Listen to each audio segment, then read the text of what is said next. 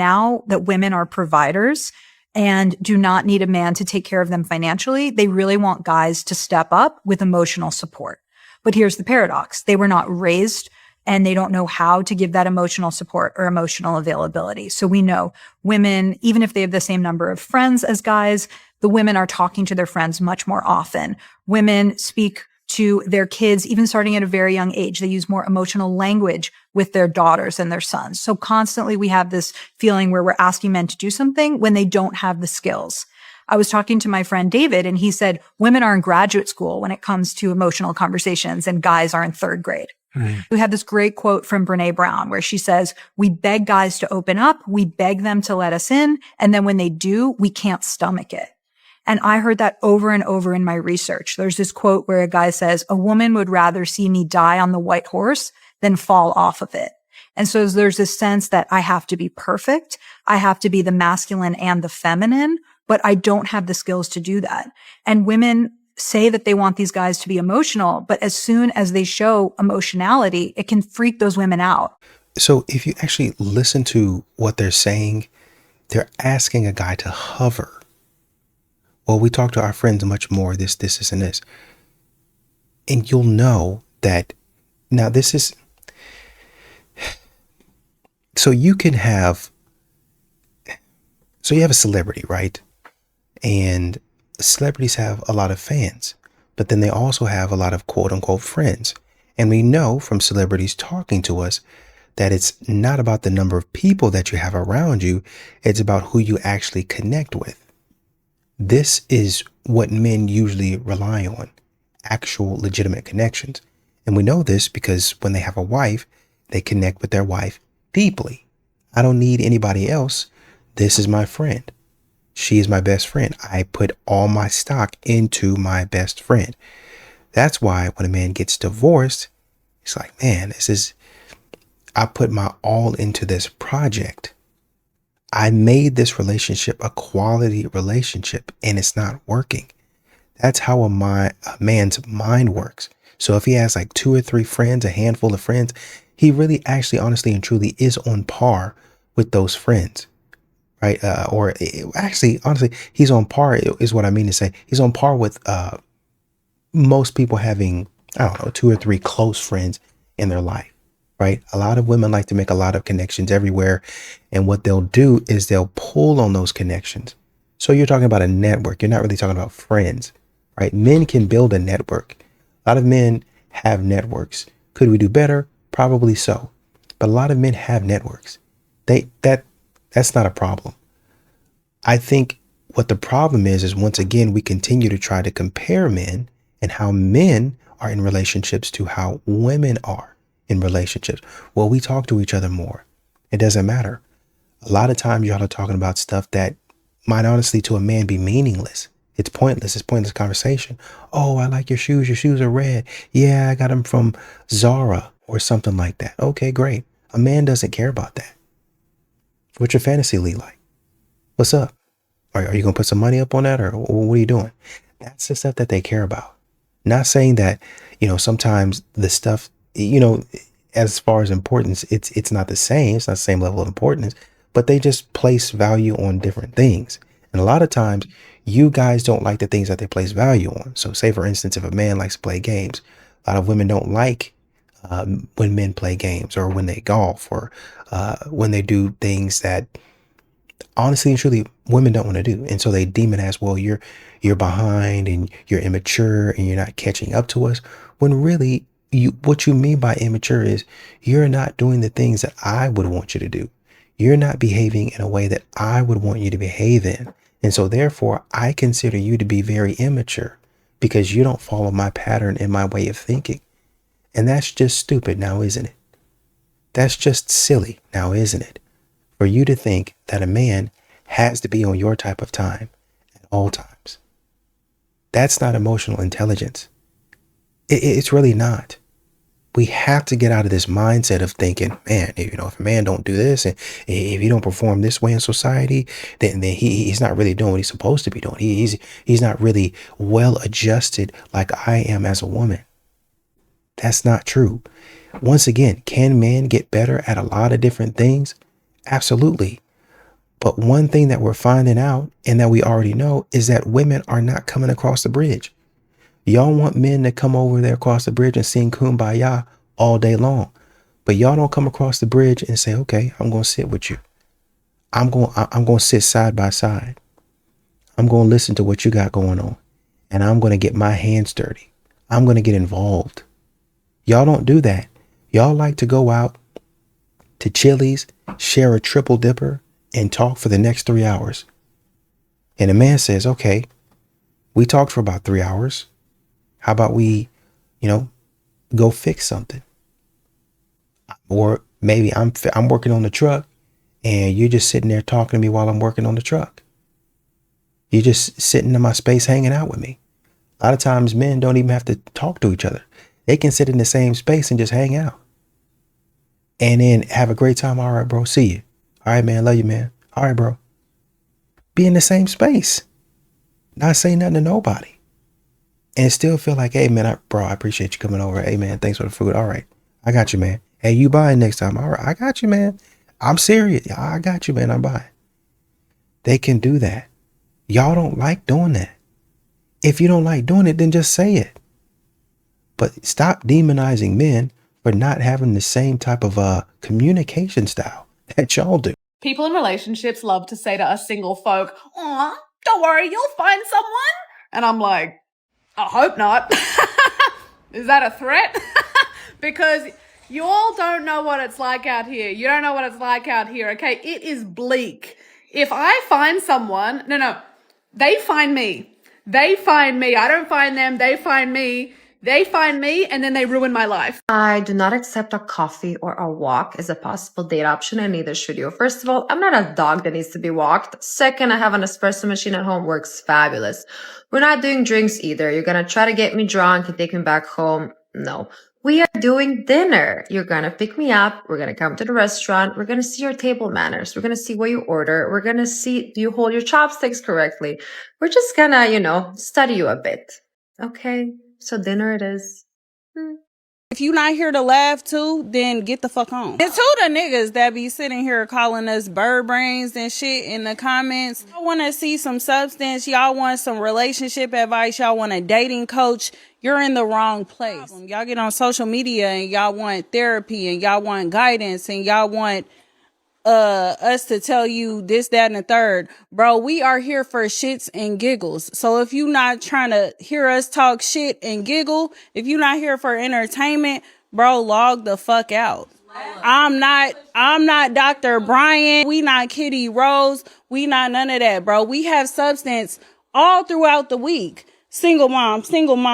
You feel me? We show up every day for our kids at work, bro. I bagged 2 bodies at work this week. And they get deeper in real life. We come here to shoot the shit and we come here to let our hair down. So it's very unserious on this motherfucker and we gonna laugh. And if you not here to laugh too, then get the fuck on. I mean, if you're not really talking about anything, then I can kind of see why they would call you a bird brain. I mean, when you went into the stuff that you do seriously, you didn't really say anything. So it's kind of like your home life is kind of sort of an extension of, you giggling and stuff like that. Unserious is what your whole entire life is about. So, yeah, there it is. The only ones confused about why women are the prize are the ones that ain't got one. How would they know? Hi, married man here. A prize is something of value that comes with a benefit. For instance, when an NBA player wins a championship, they're able to make more money and secure better deals. A Nobel Prize winner gets $1 million. A Pulitzer Prize winner gets $15,000. When a golfer wins the Masters, they get $3.6 million. The players that win the Super Bowl get a bonus of $164K. The team that wins the World Cup get $42 million. The Kentucky Derby winner gets $3.1 million, and Powerball winners get hundreds of millions of dollars. So ask yourself this question: are you expected to give money, or do you expect to receive it? Because if you're receiving it, you're not the prize. You're just the recipient of it. Misogyny is largely rooted, if not entirely rooted, through men's jealousy of women. Yeah, absolutely. And I think when it comes to work, they are extremely jealous of women. Sorry, I can't just show my like go viral on the internet. No, you couldn't. You couldn't if you wanted to. So men's critique of women who do work, I'm like, it's not even an option for you. So for you to sit there and be like, I would never do that, that's not a possibility because no one's paying to see your dick. Exactly. So find something else. You have all this privilege. And he was a straight white male, 6 foot, nice body, attractive man. I could have told you that. You are complaining to a brown woman, a brown worker, and you're complaining that I have privilege. Get the out of here. Pull yourself up by the bootstraps and get to work, bitch. Like, damn. Not 100% sure this is the thing that I would be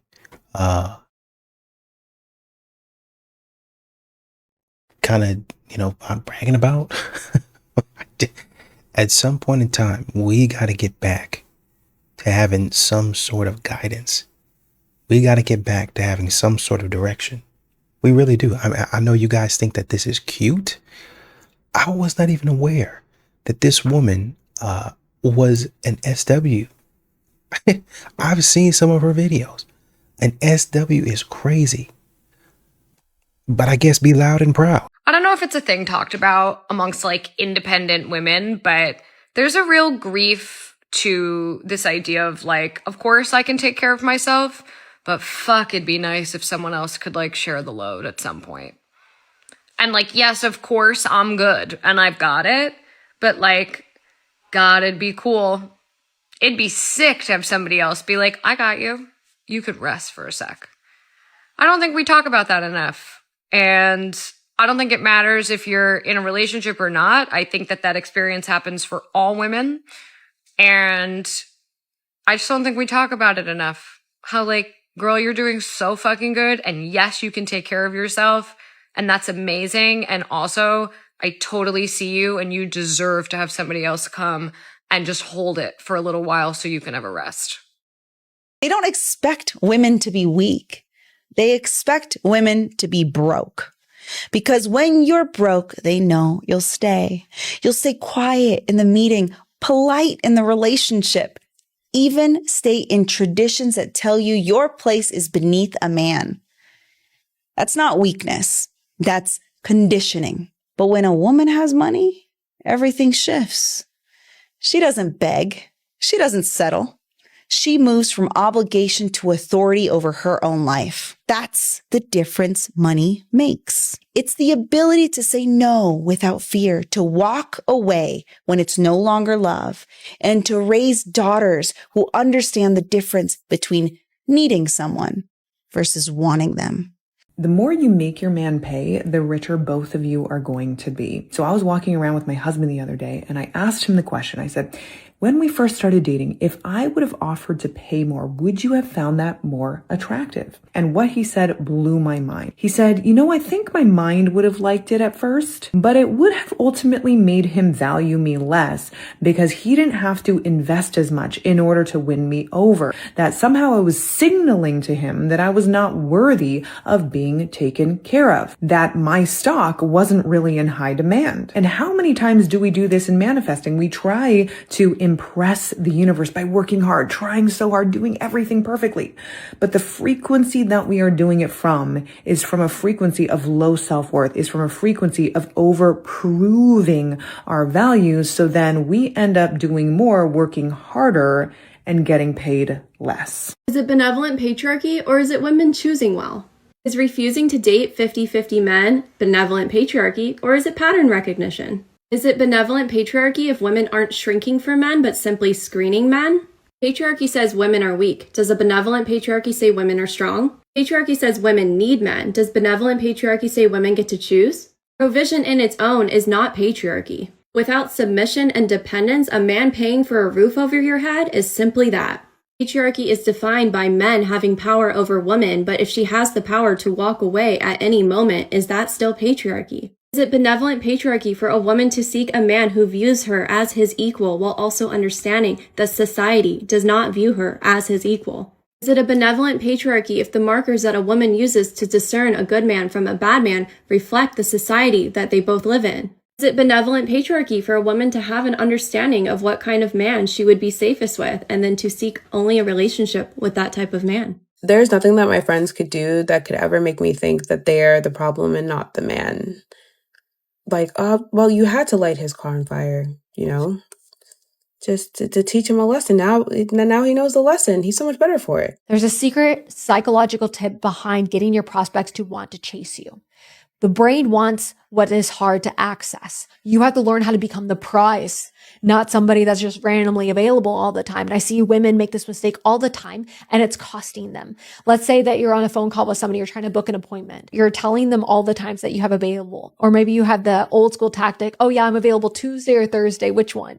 Like, you can't do an option close anymore. Everyone knows what that is. People don't like salespeople. You got to be a little bit more strategic. You're not available. Oh, let me see. Hold on. I can try to... Actually, I can squeeze you in tomorrow at 2. Would that work for you if we did that? I'm not just readily available for you. And the same thing that women do is, like, when they get on a call and somebody says, oh, call me back. Really? Yeah, no worries. I'll call you later. And then you call and they never answer. Why? Because you acted like you had all this time available. You were the prize. You have to make people want to chase you by making them feel like you're hard to access. And another thing. You cannot call yourself the prize if you easy like Sunday morning. Y'all love to say that. I'm easy like Sunday morning. I'm easy like Sunday morning. You know what that communicates to me? You have no discipline. And first of all, a man with no discipline will not fit in my program. But for real women, it communicates that you cannot lead your life properly. Anybody has access to you. And if anybody has access to you, why would I want to eat at your table? It's all about, oh, what do you bring to the table? What do you bring to the table? You're assuming I want to eat at your table. You assume I want to break bread with you. It's very weird. It's very, very weird. It is not okay to be this easy. Like, now, being in the dating world for about a year now, I'm like, oh, this is a problem.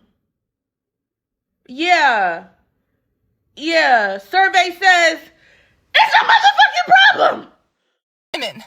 Women, do not get married and have kids unless you plan on and are capable of becoming a single mom. Because 9 times out of 10, 8 times out of 10, I don't know, statistically high, that's probably what's going to happen to you. Now, I love being a mom. I really do. And in fact, I quite enjoy most of the time being a single mom. This shit is not fair. The world is not set up for single moms. You will struggle. I don't care what job you have. I don't care how much you get paid. Especially in this economy right now, okay? The world is not set up for single mothers. It will be fucking hard. It will test you in ways that you didn't know that you could even be tested. You will have to fight for those kids, most likely. You will have to fight for those kids. You will have to wake up every morning and question, just real talk, if motherhood is really something that you want anymore, because these men make it so hard. Oh, they make it so hard to be a mom. They take away all of the tender moments of motherhood that you could have had, but you were stuck in survival mode. So you didn't even really get to enjoy it. You're just fucking surviving, trying to raise these kids, trying to do the best you can. Then you get $250 a month. What the fuck? That is pennies. That is the gas money it is taking me to drop them off at their father's house and pick them back up. $250 a month. And my ex is a nurse. $250 a month. I'm sorry. Oh, I don't even know if I'm going to post this. These men will take everything from you. They will promise you so much. They will promise you so much. And it will feel great at first.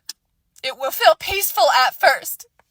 And for some fucking reason, when you have their child, they will abandon you.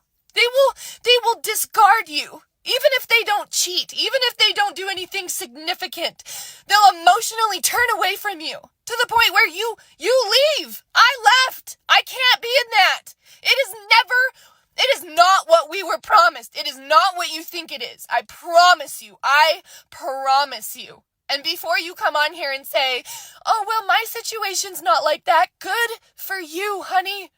You are in the 1% of women that are very lucky. because the rest of us don't have that. And the rest of us become single moms. And it sucks because all I wanted was to be a mom.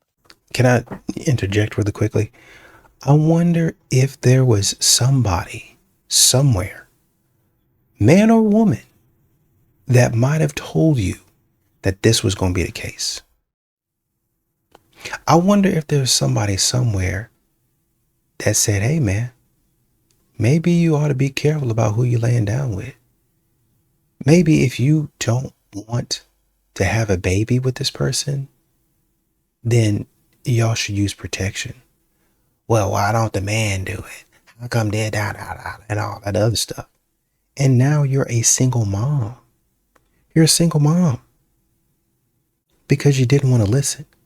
And we understand mistakes happen. We understand it. But a lot of you guys, a lot of times, don't want to listen to anybody. Y'all want to do your own thing.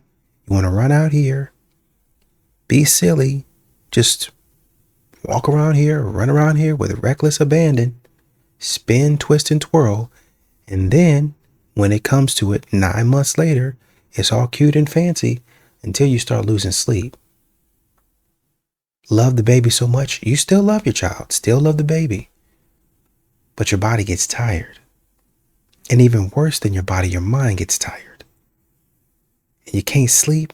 Mama, please come take this baby from me. Daddy, please, just give me a couple hours. Give me an hour, give me 30 minutes just to close my eyes without having to worry if the baby's going to be all right. Give me 30 minutes to an hour just to run to Walmart and just be out the house, be away from the baby. I love my baby, but just to do my own thing. Give me like an hour or so to just do that. That's what we was trying to tell you. That's what we was trying to tell you before you decided to go out here and make this decision. But once again, y'all don't like listening to nobody. So y'all are going to do whatever you want to do. And when you find yourself in a position based on the things that you wanted to do, all of a sudden, you want to be in your car, kicking, hollering, screaming, and shouting. Veins in your neck. Eyes all red. Face all red. On the verge of breaking down. After people then told you, hey, relax, chill out. Hey, make a better decision here. Hey, maybe use this. I ain't using none of that. I'm not interested in none of that. I'm going to do what I'm going to do. And you going to accept me doing what I want to do. There's a glow up that women have in adulthood that nobody warns you about. It's the moment that you realize that a lot of men don't actually like women. They like the comfort that women bring. They like the attention. They like the emotional support. They like having someone that cares about them, but they don't actually like women as people. And you can tell by how they talk about their past. You can tell by how they treat you when they don't need something. You can tell by how they react when you stop giving and start expecting something back. It's actually a really weird feeling when it clicks, because you really start seeing the difference between a man who wants a partner and a man who just wants the conveniences of being with a woman. But once you see it, you can't unsee it. The realization changes the way you date. It changes what you'll tolerate, and it changes who you give access to you. His money, that's provision. My money, that's freedom. A man's role is to provide. It's in his nature. And a woman's right is to own her wealth guilt-free. Even if the woman earns more, the energetic role doesn't change. You don't owe your income to anyone as a woman, not even your husband. When boundaries are clear, marriages thrive. What is your advice for what to do when you feel like a guy is pulling away? Match that energy. Do not keep reaching out. You guys, if someone doesn't text me one freaking time, I'm never texting you ever again. I mean, live by that, because here's the thing. Even if, let's say, a guy saw your text and was like, I'll get to it later, and then, forgot, it got opened, he forgot. Well, if you like someone, you're thinking about them. So let's say I missed someone's text. Well, in a couple hours, I'd be like, oh my gosh, I haven't heard from so-and-so for a while. I should, what the fuck? And then you would go to text them. So if a guy is not texting you, he's not that interested in you. And I will stand by that until the day I die. You feel him pulling away, Bye. When I walk out, I have a shirt that says divorced twice. I'm proud. The woman carries the guilt of leaving or divorce. The woman carries the shame and guilt, not the man. It's okay for a man to get divorced. But culture says, no, for a woman, if you're divorced, you're like literally missing something. You're half broken. No, I've been divorced twice. When I walk out, I have a shirt that says divorced twice. I'm proud. Because there is nothing wrong with being divorced 2, 3, 4, 10 times. There's nothing wrong with that. If the pants don't fit, you return them to the shop and then you start a new story. There's nothing wrong with that. You know what's wrong with that? Culture. Culture told us that if a woman is married more than 2 times, there's a problem. If she gets married 5 times, she's weird. If she's divorced with kids, no one wants her. It's all cultural programming. I start my period tomorrow and my titties look like I just got off the table with Dr. Miami, looking like he put 500 cc's underneath the muscle. All right, my hormones are going through the roof. And you know what? This is peak womanhood right here. This right here, that's peak womanhood because my boobs have never looked better. All right, and I take my wins when I can. But on the downside, I will be in excruciating pain for the next 5 to 6 days, bleeding out my coochie nonstop. So, like I said, I'll take my wins when I can. Okay. Yeah. I got a lot of idea. ตั้งมาเลยเร็วๆ A lot of idea. I was genuinely hoping that was going to be AI, and unfortunately, that is a real video. That's enough internet for today. I'm going to turn my phone off and go seek God. Women are doing everything in real life that they claim they're not doing online. Women are fucking, they're sucking, they're cooking, they're cleaning, they're tricking, they're selling themselves, they're giving themselves away for coffee, for attention. Take women and put them in male-dominated environments, and you're going to see the true nature of women. And because men will give anybody attention, right? No matter what they think about you. I spoke about this before. Y'all don't really know how men talk about women. You'll have nicknames. You'll be the ugliest fucking woman on the planet, but you'll never know because men are just going to entertain you because you're a woman and you have a pussy. So I spoke about this the other day. The average man, his standards is what he can get access to. Most men are average and below, and they don't have the luxury of pick, choose, and refuse. So their type is whoever will give them access. This is why I say certain women shouldn't be in certain environments. Like a woman will think that because a man talks to both of us, that we're peers, right? Somebody said to me yesterday that this woman had the confidence that a pretty woman should have. Like, these are the things that men talk about, say about you, but you would be none the wiser. And because they give women a little attention, women think that they're like, you can take the most funny faced woman, the most bad built woman. She never got any real attention in the world. Put her in a male dominated environment and she gonna start feeling herself. Like she cute, like even pretty women. Like, just cause you pretty, that doesn't mean like, it's a lot of goofy pretty women, a lot of socially awkward pretty women, a lot of fucking goofies and cornies that you just happen to be born with looks. As somebody who has been in the world, I'm pre-social media. Women are lying. Everything they claim online in their groups and all that, they're doing it in the real world. And men know this. Women cannot control themselves just like men. It's just that sex for us is easier to get. So when we don't look so desperate as men would. Women have to have things like abstinence and celibacy to teach them and give them rules on how to not give their pussy away, because that's how free women are with themselves.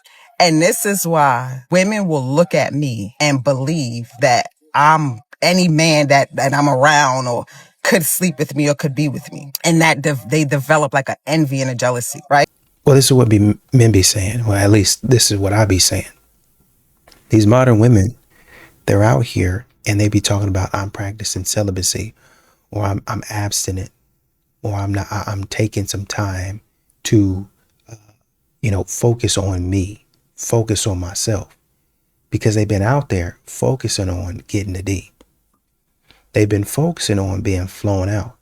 They've been focusing on running across town at 2 or 3 o'clock in the morning to get a little something, and then being back across town before the sunrise.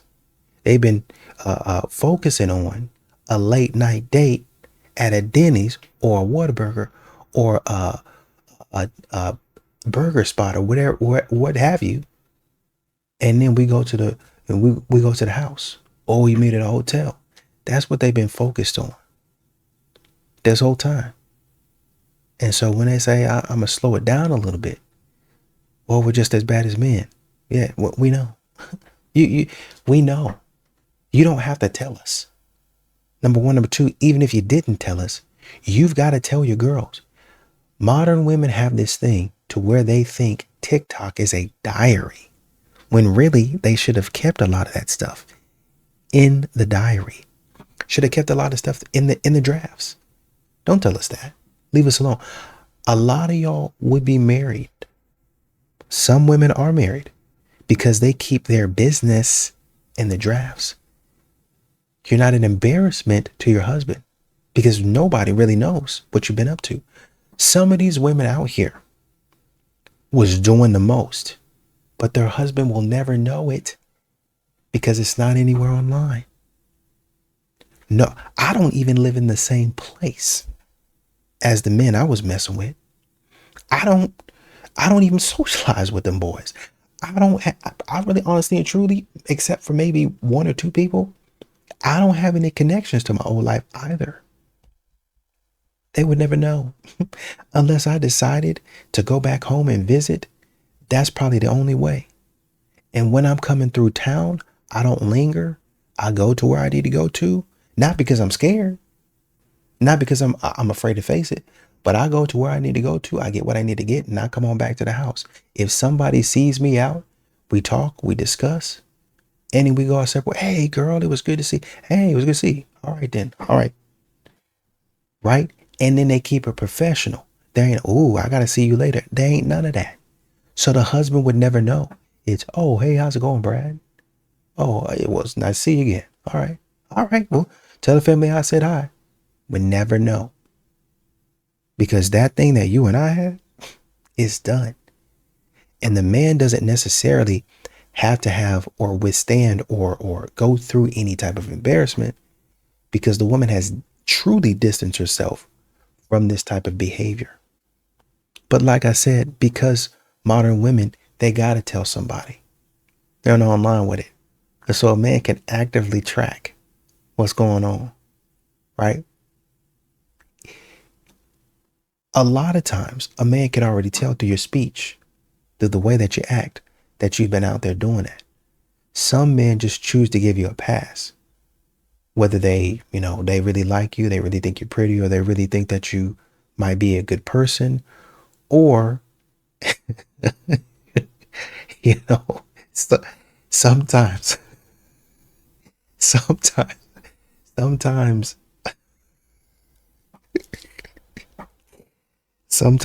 the men have been moving around as well. So some of these brothers been out there moving around as well. So they be like, well, I really can't hold it against her because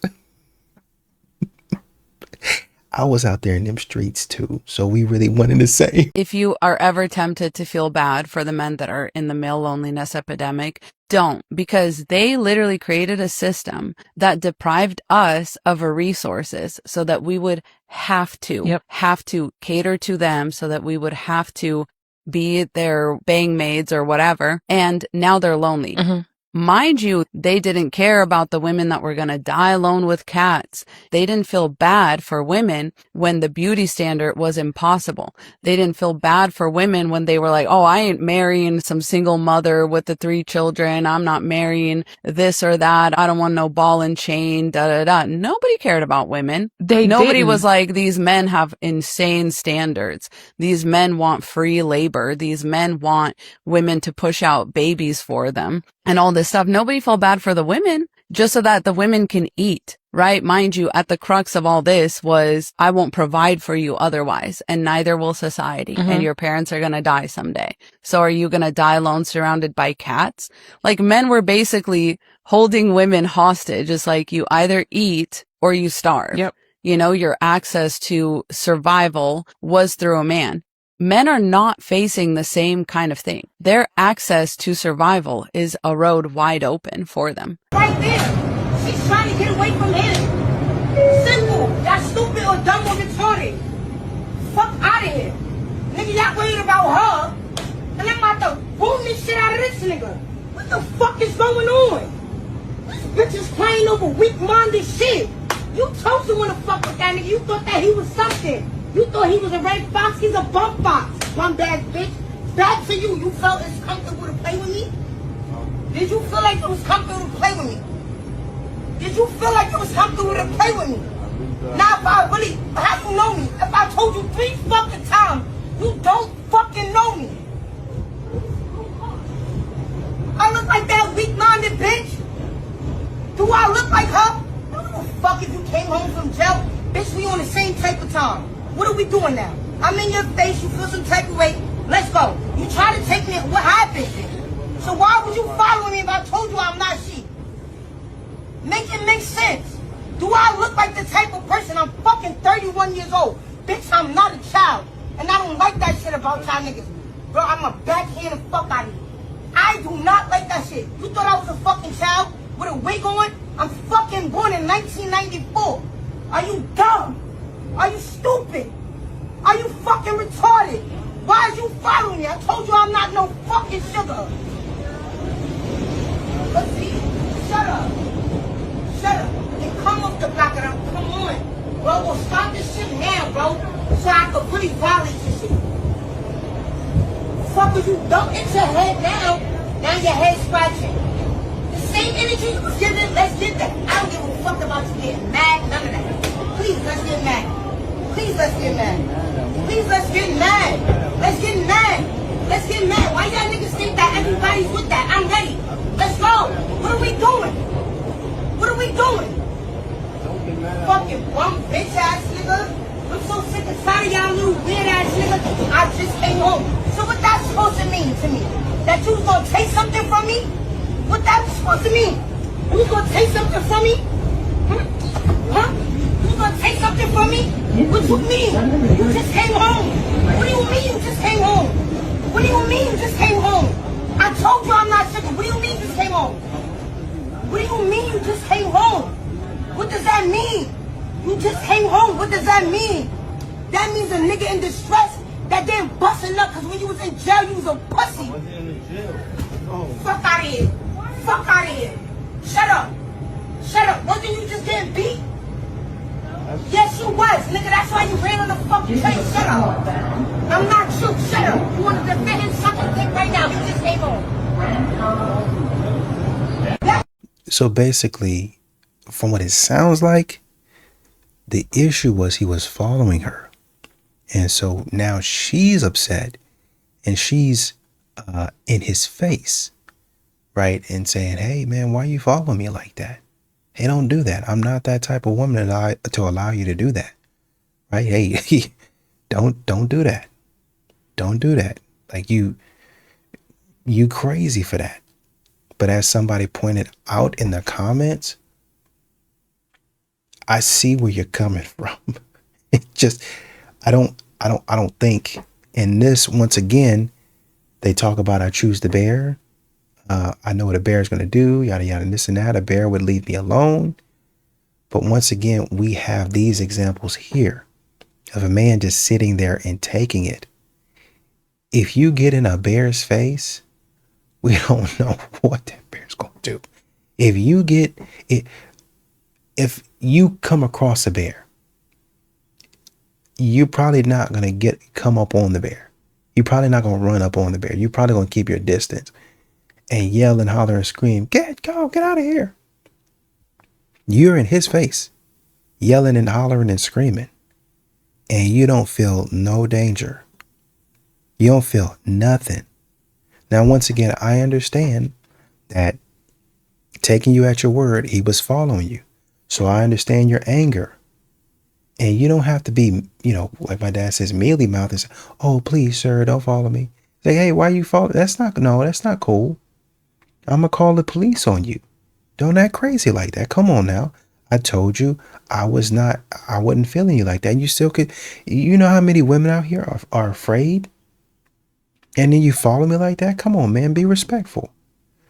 But you're going overboard to the point that you're in his face. And then you go another round and another round and another round and another round. What are you doing? What are you doing? You got to be careful. There are plenty of men, y'all, who end up in deep red pill rabbit hole world because he has not learned how to assert his needs, his position, maintain his frame in real life. So he goes into a fantasy world in the red pill rabbit hole where he can flex online in a way that he is not able to show up in his real life. And I see people in the comments saying red pill is men sharing information with other men and avoiding the pitfalls of dealing with women. I see another person saying, I helped to create. Interesting. Oh, okay. He says his name, and he says, I helped to create the black manosphere, and I have had many black men over the years tell me that they could never say the things I do online in their real lives for very real fears of being fired from their jobs and or divorced or broken up with their wives or lady friends. While I haven't reached the full video in question, I would be very interested in learning more about this red pill rabbit hole you speak of. In the meantime, I thought your recent tiff with Dr. Tessie Cottom is most interesting. Thanks. So what he's referring to is I think she had a YouTube video. So she said something about Dr. Cottom, and then Dr. Cottom her and Dr. Cottom are kind of, I don't want to say going back and forth, but you know, they're kind of responding to each other in that way. But I would say, yeah, you know, you always got to be aware of how you show up, right?